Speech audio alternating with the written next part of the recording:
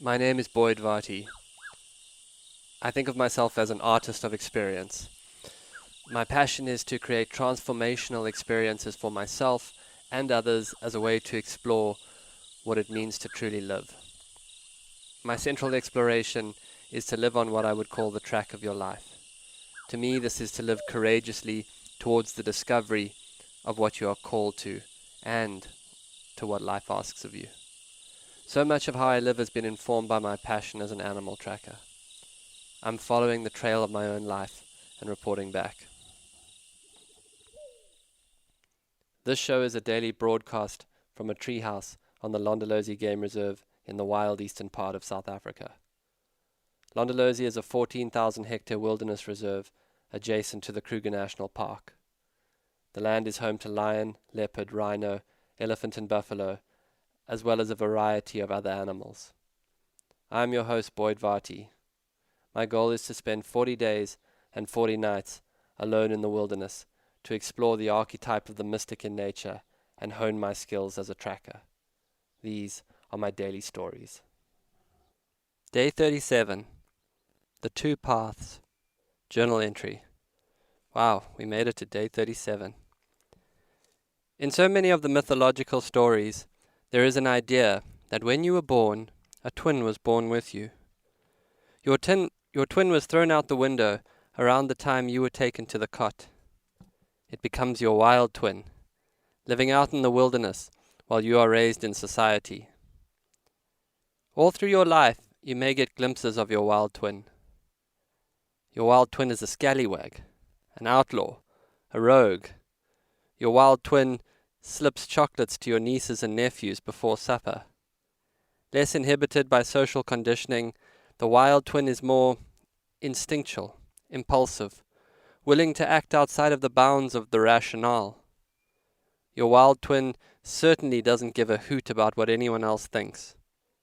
And often, when you are out of ideas, your wild twin can be relied upon to do something totally essential.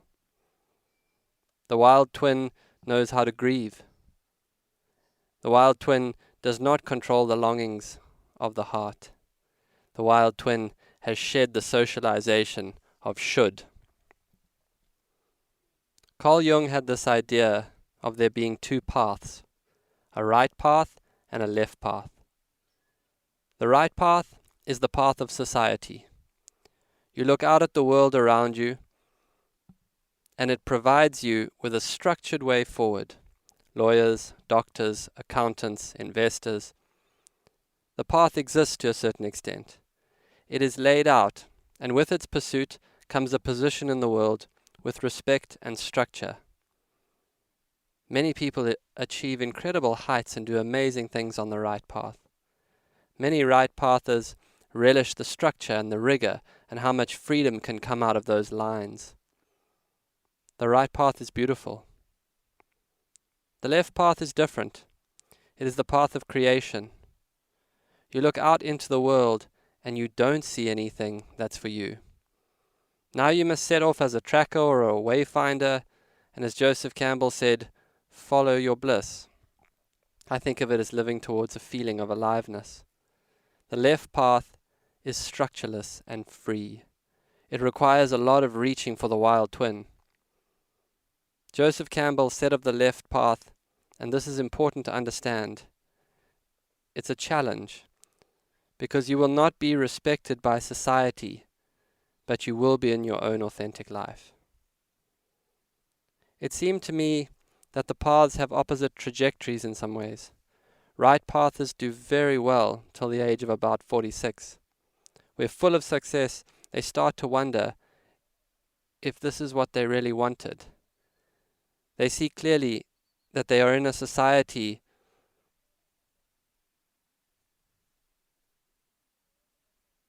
and they are solid, but that society is a bit lost. They come to a place where they feel they are missing some of themselves. Left pathers have a terrible time of those beginning years. Structureless and often too free, they feel opaque and full of doubt for years. They struggle to ground themselves in the world. The options are somewhat paralyzing. The money is always tight. Some can't get through the drift of constantly drifting. But those who learn their own process start to really emerge around that same age, 46-ish, after a harrowing run, fully alive and autonomous. Let me be clear, these are very broad generalizations.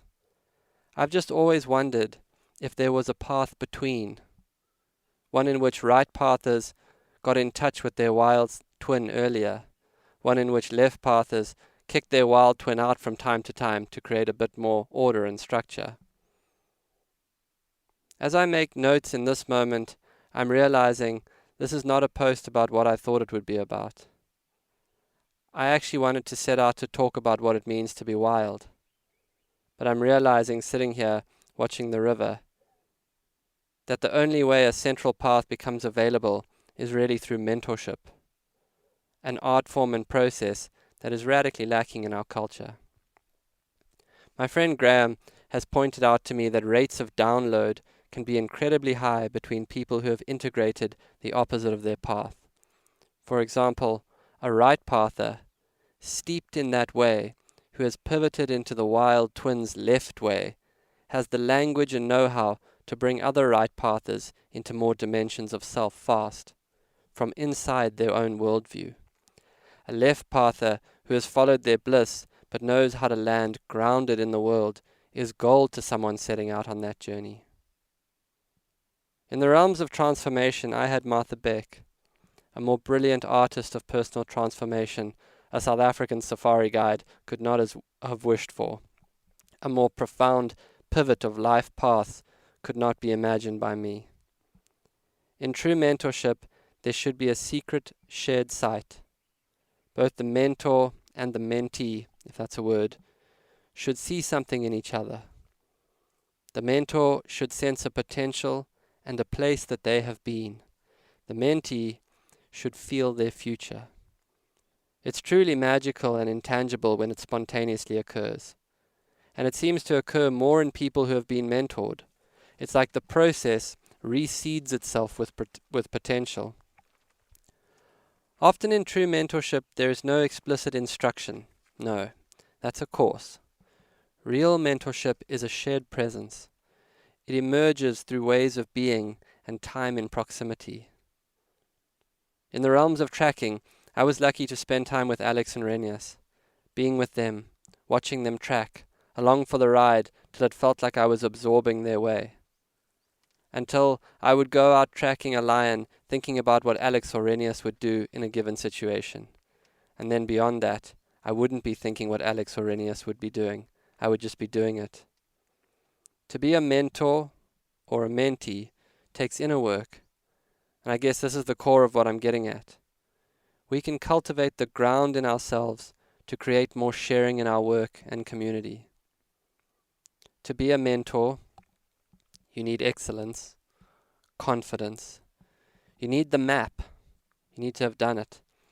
A desire to share and learn, humility, clarity, the willingness to be honest, a desire to uplift, and then maybe the most important one, a passion for what you do that is beyond you, a love for the art form itself. This requires a personal sense of abundance, because you should be willing to set your ego aside and expect to give away some of what you have. IP, experience, insight, things hard learnt.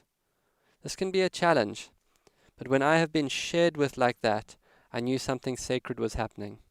I was being handed part of my life, and I knew I would pass that on. The source never needs to really claim it's the source. A mentee, if that's a word, needs humility, to be real with themselves about where they're at, openness, a hunger to learn, respect of self and what is being given, a desire to surpass what has been given out of love for the art. Don't leave it like you found it. The role of a true mentee is to learn it and evolve it. That is the responsibility bigger than you. In both cases, the right path and the left, we should work where we are weak, and we should try not to do it alone. Left pathers do well with structured people. right pathers need someone who is good at exploring the realms of personal bliss.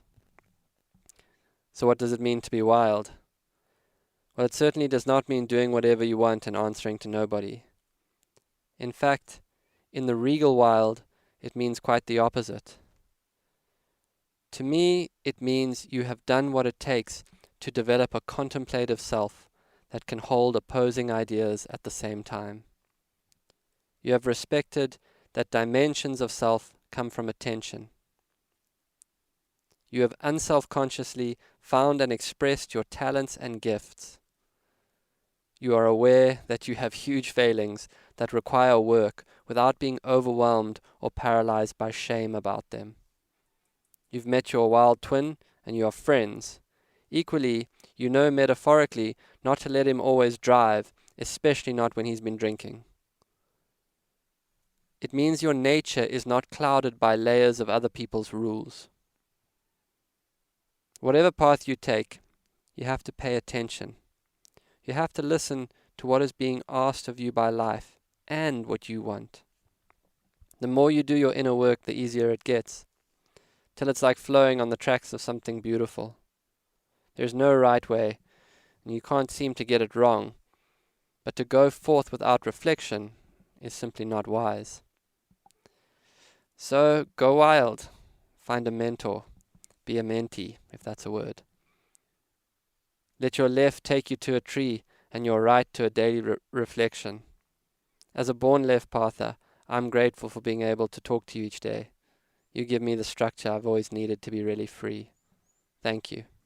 4-0, out. This has been another episode of the Track Your Life podcast with Boyd Varty. Follow us on Instagram at Boyd_Varty, Twitter at Boyd Varty. Visit Boyd's website at boydvarty.com or subscribe to this podcast in your favorite podcast player.